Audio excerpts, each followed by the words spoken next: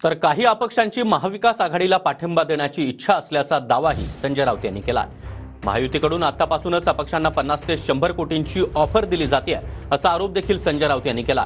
जिंकण्याची खात्री असती तर पैशांच्या थैल्या पाठवल्या नसत्या अशी टीका देखील संजय राऊत यांनी केली आहे। तर महाविकास आघाडीकडे बहुमत असलं तरी भाजप सत्ता स्थापनेमध्ये अडथळे आणतील असंही राऊत यांनी म्हटलंय।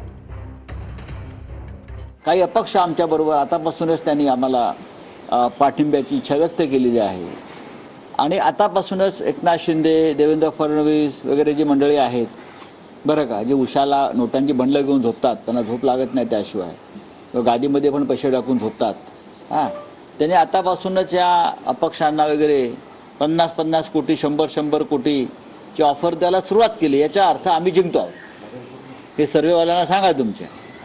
जेव्हा हे असे लोक त्यांना जिंकण्याची एवढी खात्री असेल तर आतापासून पैशाच्या थैल्या पाठवल्या नसता लहान पक्ष अपक्ष वगैरे लोकांना।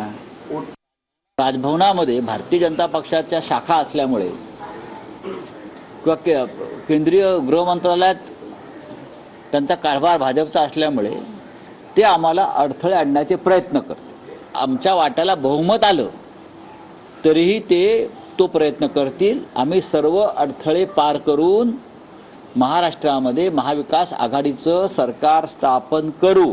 सरकार स्थापन करण्यापासून आम्हाला कोणीही रोखू शकत